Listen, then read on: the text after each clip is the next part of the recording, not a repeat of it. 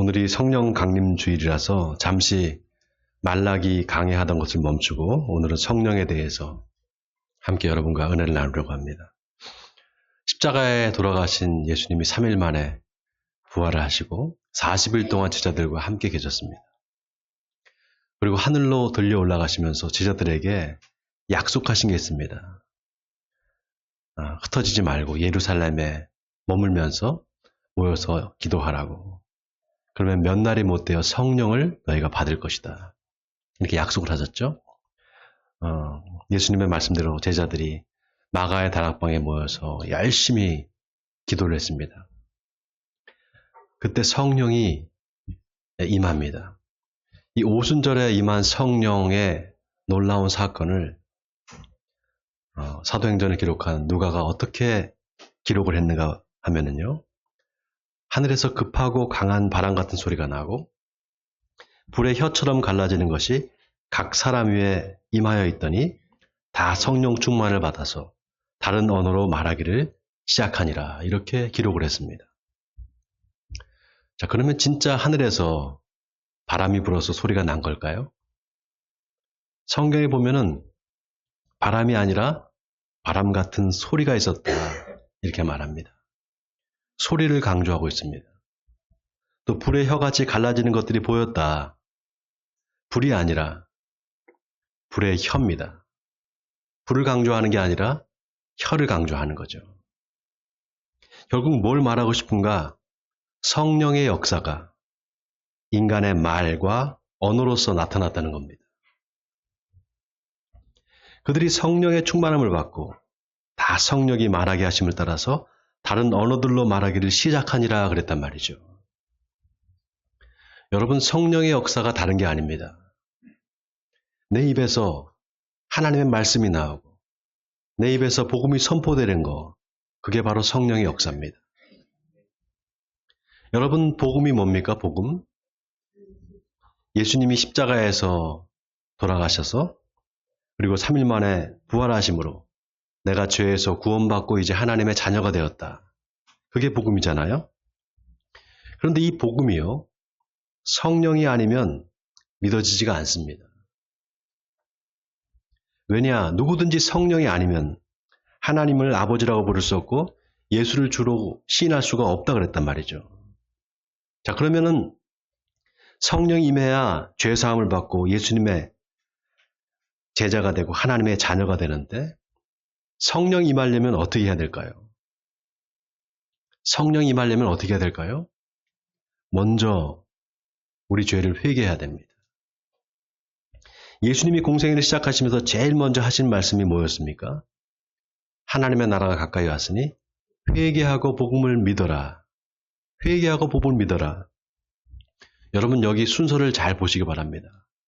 먼저 회개해야 돼요. 그 다음에 복음을 믿는 겁니다. 그래서 세례 요한이 요단강에서 베푼 세례가 죄사함을 얻게 하는 회개의 세례였습니다. 자, 어떤 세례였다고요? 죄사함을 얻게 하는 회개의 세례예요. 하나님, 나는 죄인입니다. 내가 이제 하나님의 말씀에 순종하며 살겠습니다. 내 죄를 회개합니다. 이렇게 하나님 앞에 고백하면 그 증표로 물 세례를 주는 거예요. 그럼 하나님이 성령을 보내주십니다. 그때 비로소 복음이 믿어지게 돼요. 그래서 성령의 역사는 다른 게 아니에요. 복음이 믿어지는 거, 이게 성령의 역사입니다. 아멘입니까, 여러분? 요즘에는 그런 게 많이 없어졌는데 옛날에 여러분 부흥회 가보셨죠? 옛날에 부흥회를 참 많이 했잖아요. 부흥회 가면은 부흥사가 와요. 부흥사가 와서 안수를 하잖아요. 그럼 막 사람들이 뒤로 넘어져요. 혹시 그런 거 경험해 보신 적 있어요? 아멘 하신 분이 계시네. 네, 경험해 보셨다는 거죠. 근데 저는 몇 번 갔었는데 안 넘어지더라고요. 이렇게 되는데 저는 안 넘어져요. 저도 좀 넘어지고 싶어요. 근데 절대 안 넘어지더라고요. 저랑 친한 동기 목사가 있는데 자기가 중학교 때부터 교회를 다녔대요. 근데 하루는 교회 부흥사 목사님이 오셨대요. 그래서 와서 막 집회를 하면서 성령 받아라 그러면서 사람들이 나오는데 그 사람들 머리를 탁 치니까 뒤로 다 자빠지더라는 겁니다. 그래서 자기 차례가 왔는데 자기만 안 쓰러지면 좀 이상할 것 같아서 자기도 그냥 쓰러졌대요. 여러분, 부흥 강사가 성령 받아라 하고 안수하면 사람들이 다 뒤로 넘어지는 거, 그게 성령의 역사일까요? 저는 아니라고 생각해요. 또 어떤 부흥 집회에 가면은요, 막 은이빨이 금이빨로 바뀐대요. 혹시 그런 데 가보신 분 계세요? 은이빨이 금이빨로 바뀐대요. 진짜 바뀐대요. 제가 아는 어떤 전도사님이 자기 직접 가서 봤대요. 진짜 바뀌더라는 거예요. 그렇게 은이빨이 금이빨로 바뀌는 게 성령의 역사일까요? 아니, 그렇게 이빨이 금이빨로 바뀌면은 그거 어떻게 할 거예요? 그걸 빼서 뭐 팔 건가요? 네.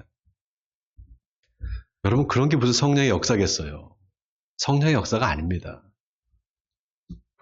성령의 역사는 반드시 복음 증거로 나타나게 되어 있습니다. 아멘입니까, 여러분? 성경이 그걸 증명해줘요. 오순절 마가의 다락방에 성령이 임하니까 거기 모여있던 120명의 제자들이 다 성령을 받습니다. 그리고 예수님을 믿게 돼요. 그래서 세워진 교회가 바로 예루살렘 교회입니다. 성령의 역사가 얼마나 강했는가 하면은요, 그 예루살렘 교회가 날로 부흥했습니다. 성경에 보면은 하나님의 말씀이 점점 왕성해서 예루살렘에 있는 제자의 수가 더 심히 많아졌다, 이렇게 나와 있습니다. 성도의 수가 많아지니까 사도들이 7명의 안수 집사를 세웁니다.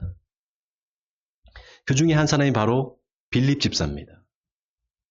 이 빌립 집사가 얼마나 전도를 열심히 했는지요.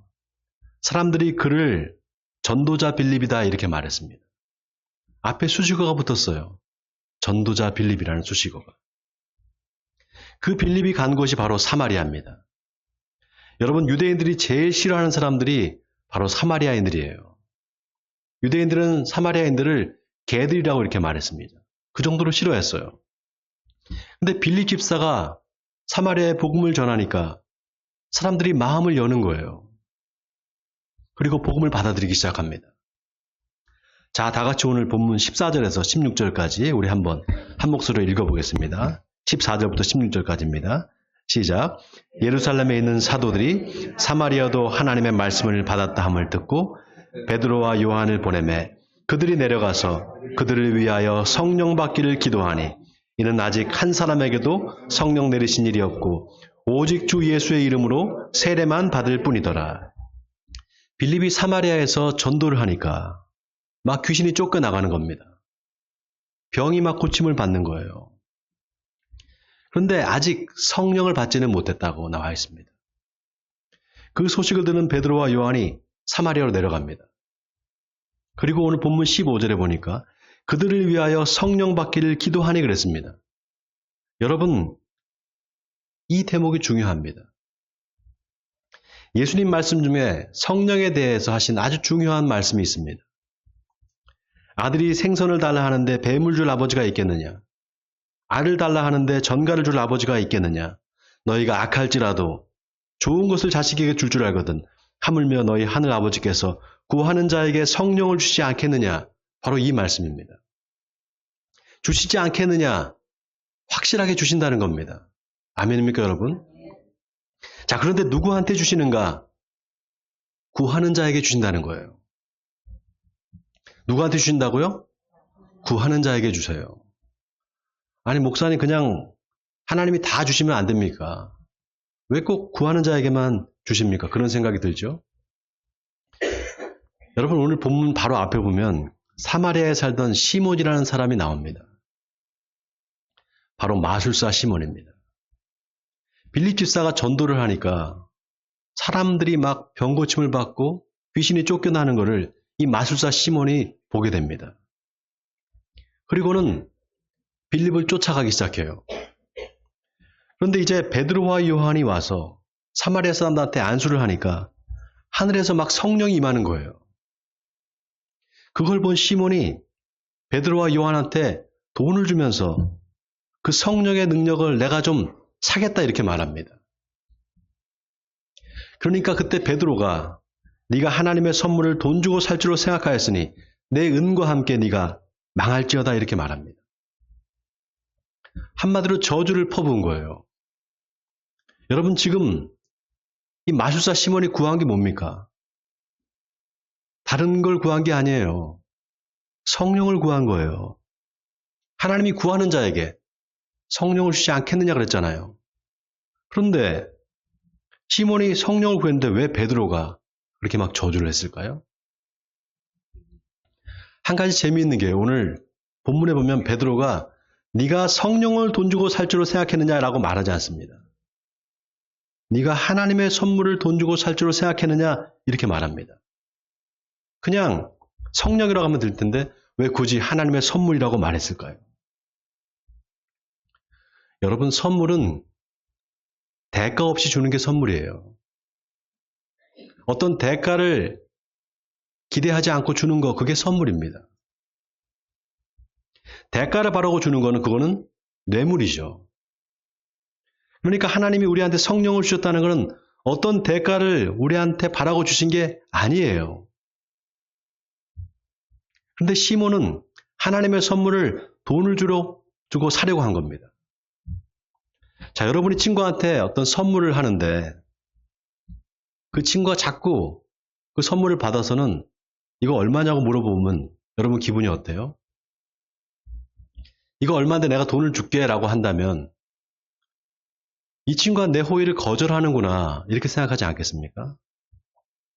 선물을 주는 사람의 입장에서는 그런 태도가 굉장히 신뢰가 되는 겁니다. 또 기껏 선물을 했는데 받는 사람이 뭐 이렇게 필요 없는 걸 나한테 주지? 나 이런 거 필요 없는데 이렇게 하면 어떨까요? 다시는 선물을 안 사주고 싶잖아요. 선물을 주는데 받는 사람이 안 받겠다고 하거나 필요 없다고 하면은 억지로 줄 수가 없죠. 억지로 줬어도 안 됩니다. 하나님도 똑같습니다. 하나님이 어떤 사람한테 성령을 선물로 주시는가? 구하는 자에게 주십니다. 아멘입니까? 그런데 구할 때 내가 어떤 마음으로 구하느냐? 그게 중요합니다. 자, 이 시점에서 마술사 시몬이 왜 성령을 돈 주고 사려 했을까? 오늘 본문에 보면 베드로가 네가 하나님의 선물을 돈으로 살 줄로 생각했기에 내 은과 함께 망할지어다 이렇게 말합니다. 이 말은 시몬이 성령을 구한 게 잘못이 아니라 그 성령을 돈 주고 살 줄로 생각했다는 거 그게 잘못이라는 겁니다. 그러니까 시몬은 말하자면 뭐든지 돈이면 살 수 있어. 뭐 세상에 돈으로 안 되는 게 있겠어? 돈 준다는데 그까지 성령 그거 내가 사지 뭐 그거 얼마야? 이런 생각을 한 거예요. 그래서 오늘 본문에 베드로가 성령을 하나님의 선물이라고 말한 거 이게 그냥 말한 게 아닙니다. 성령이 하나님의 선물인데 너희가 어떤 마음의 태도로 받으려고 하느냐 그거를 말하는 겁니다. 바로 받는 사람의 태도가 중요하다는 걸 지적한 거예요. 자, 그래서 오늘 본문 21절에 베드로가 뭐라고 합니까? 하나님 앞에서 네 마음이 바르지 못하니 이 도에는 네가 관계도 없고 분깃도 없고 분깃될 것도 없느니라.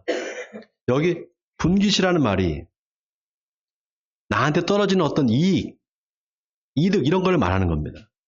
그러니까 이 말은 너한테 이 일이 어떤 이익을 주지 않을 거다. 어떤 이익도 돌아가지 않을 거다. 이 말을 한 겁니다. 이거는 시몬이 성령을 자기 이익의 수단으로 생각했다는 것을 암시하는 말입니다. 여러분 오늘날 시몬과 같이 목회를 돈벌이 수단으로 생각하는 목사들이 얼마나 많은지 모릅니다. 교회에서 부흥회를 하면 꼭 부르는 사람들이 있습니다. 바로 부흥사들입니다. 이름만 들어도 아는 부흥사들 참 많았습니다. 지금도 많습니다. 근데 그 부흥사들이 받아가는 사례비가 장난이 아닙니다. 그런데 그렇게 많은 돈을 지불하면서 왜 그 부흥사들을 부를까요? 그 부흥사가 오면은, 그 목사가 오면은 사람들이 몰리고 헌금이 많이 나오기 때문이에요. 그러니까 교회에서 무슨 건축을 한다거나 어떤 목적이 있으면 그런 목사들을 부르는 거예요.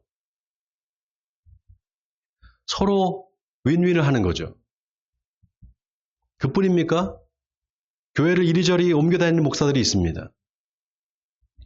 어떻게 좀 큰 교회로 가볼까? 감독들을 찾아다니면서 정치를 하는 목사들이 있습니다. 대부분 그런 목사들은 실력이 없습니다. 그러니까 한 교회에서 오래 있지를 못해요. 한 2, 3년 있으면 미천이 떨어지잖아요? 그럼 또 옮겨가야 됩니다. 그런데 그냥 옮기느냐? 돈을 줘야 돼요. 예를 들면 성도가 100명이면 1억, 200명이면 2억, 이런 식으로 전임자한테 돈을 주고 교회를 받는 겁니다. 그러니까 어떻게 되겠어요? 이런 목사들이 이리저리 옮겨 다니면서 교회를 다 말아먹는 거예요. 이렇게 교회의 성직을 돈으로 사고 파는 것을 영어로 시몬이라고 말합니다. 바로 오늘 마술사 시몬의 이름에서 유래된 말입니다. 그런데 여러분, 이렇게 성직을 매매하는 이런 일을 하는 게 전부 다 목사의 책임일까요? 교인들의 책임은 없을까요? 교인들 책임도 있어요. 왜냐? 그런 목사를 또 용납하고 받아주거든요. 성도들이 받아주는 거예요. 우리 감리교회도 그런 교회가 얼마나 많은지 몰라요. 지난주에 제가 뉴스를 보는데 그 전모 목사가 나왔어요. 그 전모 목사가 담임하는 사랑제일교회. 그거를 어떤 기자가 취재를 했습니다. 근데 그 교회에 무슨 정치 행사 같은 걸 하는 거예요. 전국 총동원 무슨 자유마을 대회 뭐 이런 걸 하면서 거기 여러 조직책들이 모인 거예요. 근데 그 전모 목사가 사람들을 나오라고 하는 겁니다. 그러더니 할당량을 채운 목사들은 들어가라 그래요. 못 채운 목사들한테 남으라고 하더니만 갑자기 전부 대가리 박아, 대가리 박는다 실시. 정말 제 귀를 의심했어요.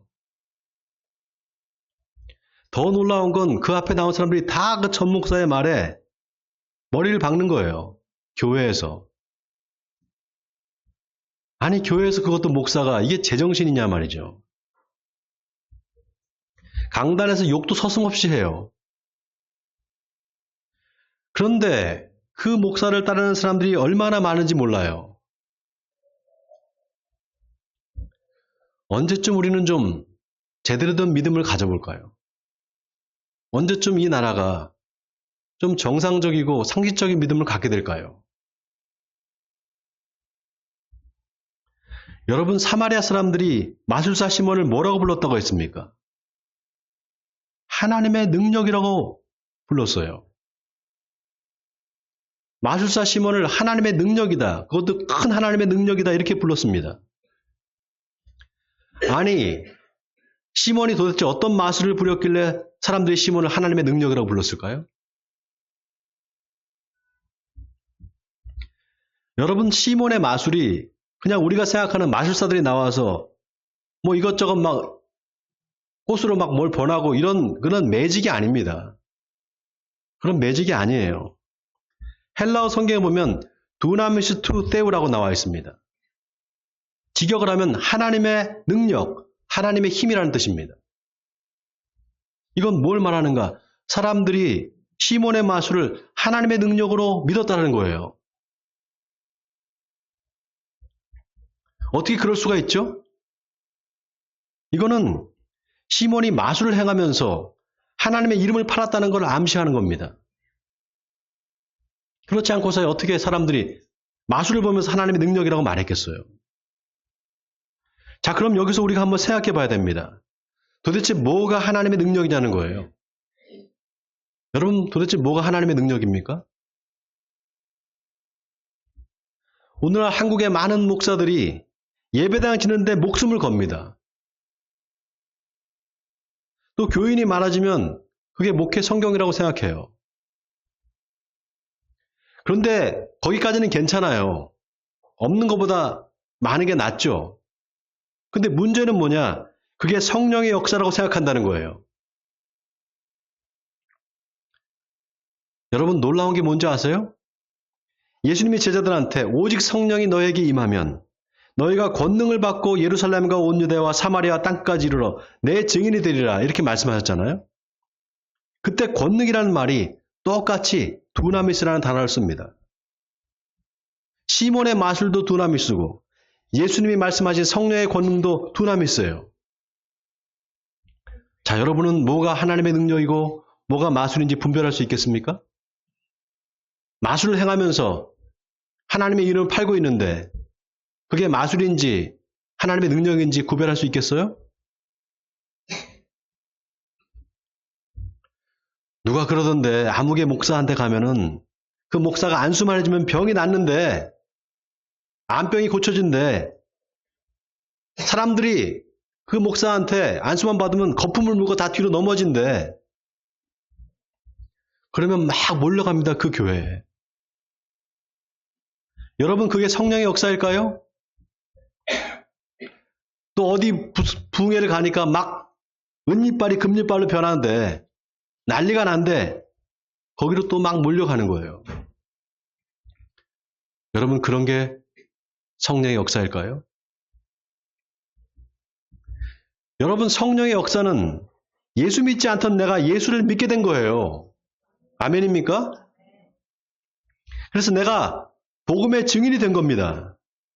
그래서 입만 열면은 내 입에서 성경 말씀이 나오고 입만 열면 복음이 나오고 만나는 사람마다 당신 교회 다니시냐고 교회 한번 와보시라고 나도 모르게 복음을 전하는 거 이게 바로 하나님의 능력입니다.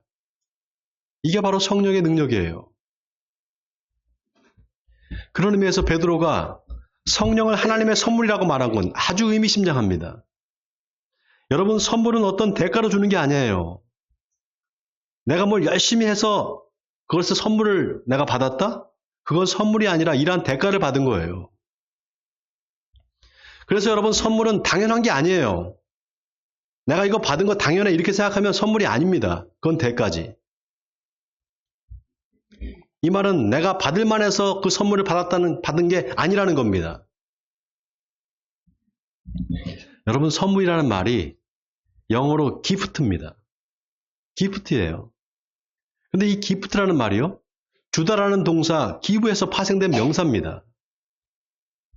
그래서 선물은 받는 사람이 주가 아니라 주는 사람이 주예요. 기프트, 그야말로 주는 것입니다. 주는 사람한테 방점이 찍혀 있어요.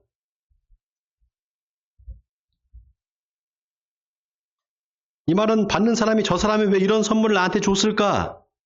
그거를, 그 사람의 마음을 헤아려야 된다는 겁니다. 즉, 하나님이 왜 성령을 우리한테 주셨을까? 이걸 생각해 봐야 된다는 거예요. 그런데 생각해 볼수록 내가 뭘 한 게 없는데 하나님이 주신 거예요. 그러니까 감사하지 않을 수가 없죠. 내가 성령을 받고 하나님의 자녀가 되었다니 생각할수록 감사하잖아요. 아닙니까, 여러분? 그래서 성령 받은 사람은 늘 감사해요. 늘 고맙다고 말합니다. 늘 감사하다고 말해요. 또 누가 시키지 않아도 하나님의 일을 열심히 합니다. 그리고 어떤 대가도 바라지 않아요. 여러분, 하나님 우리가 하나님께 감사하는 삶을 살기를 원하십니다. 성령을 주신 이유도 바로 거기 있어요. 그 때문이에요. 그래서 우리가 늘 이걸 생각해야 돼요. 하나님이 나한테 준 이 선물인 성령을 내가 어떻게 하면 이걸 잘 활용할까? 내가 이걸 가지고 어떻게 하나님을 기쁘시게 해드릴까? 어떻게 하면 이 은혜를 갚을까? 이거를 늘 생각해야 됩니다. 사랑하는 성도 여러분, 하나님이 가장 기뻐하시는 것은 나를 통해서 한 영혼이 하나님께 돌아오는 겁니다. 그래서 오늘 본문에 베드로와 요한이 사마리아 사람들을 위해서 성령 받기를 간절히 기도했다 이렇게 나와 있습니다. 그리고 그 기도를 하나님께서 들어주셔요. 바라기는 여러분 모두 하나님 주시는 성령을 선물로 받기를 바랍니다. 그래서 한 영혼을 하나님께도 인도하심으로 하나님을 기쁘시게 되는 에베네zer 성도님들이 되시기를 주님의 이름으로 간절히 축원드립니다.